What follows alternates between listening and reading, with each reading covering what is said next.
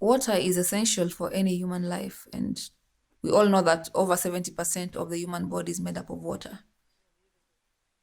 And if you don't take water, you'll be dehydrated. And if the water is not clean, then you get sick. Here is a woman in Lolkuniani village drawing water from the main water hole. In Lolkuniani village, the main issue is access to the water. But I know many of us would tend to differ at this point that the water must be clean and safe for human use, which is what we all want and desire for the people of Lolkuniani.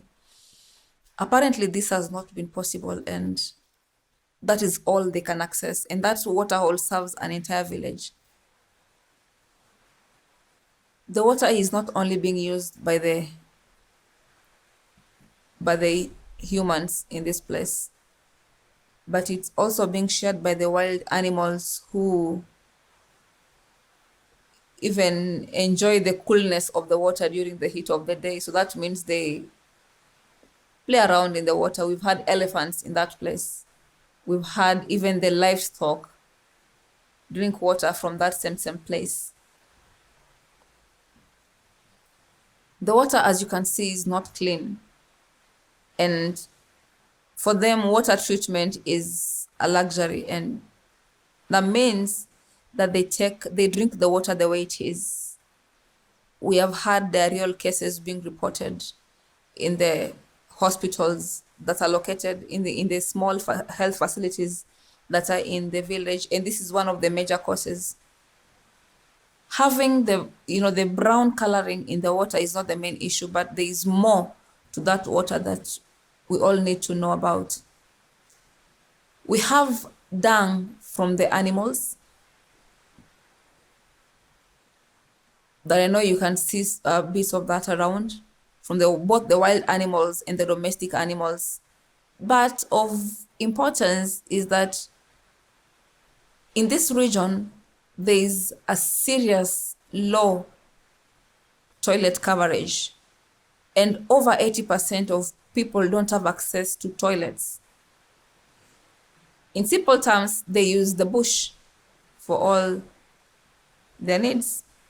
And when it rains, all that filth is washed down into that watering hole.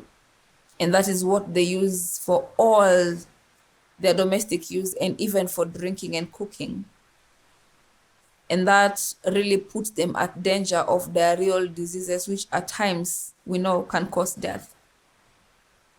Water is essential in this area because without water, then that means as pastoralists, they will have to move and look for that water. They will have to migrate to another area. And in many cases, they migrate not because they are sure of finding that water, but at least they know they can get to a dry river where they can dig small holes and try and access water. Availability of water directly affects the availability of grass for the livestock. Many would call it pasture, but in this case, let's use the word grass or food, or rather food for the cows and the cattle, the cattle, the goats, and the sheep. When there is no food or grass for the livestock, then that also means that the whole community will move to a different region. And that has been known to cause conflicts among clans because they're intruding in another person's territory. This also affects directly the performance and attendance of the children in school.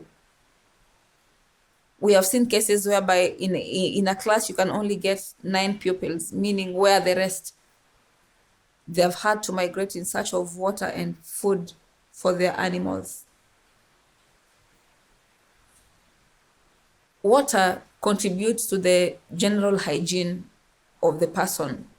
And we've had cases of this disease that we call trachoma that affects the eyes. And mostly it's because of hygiene. We have so many flies around. And that is because of the poor state of hygiene in this area. Let's go back to the effects of migration on the development of the people of Lolkuniani.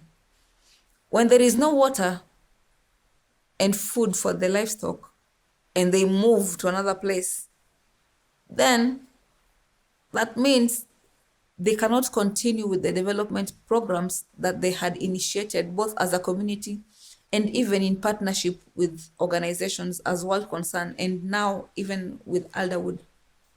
So it's our prayer that we can improve access to water, and not just any water, but clean water.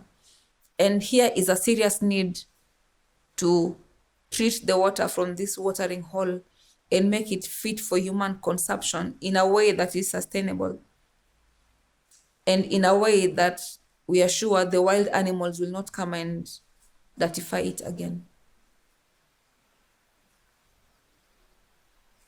Yeah.